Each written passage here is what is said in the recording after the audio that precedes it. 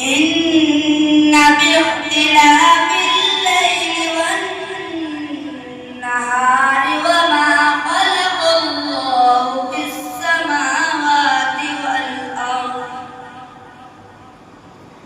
السماوات والأرض لآيات لقوم يتقون.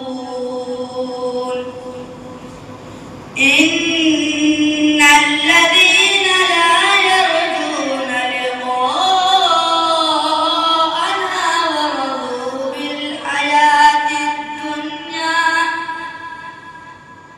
ورضوا بالحياة الدنيا واطمأنوا بها والذين هم عن آياتنا غافلون أولئك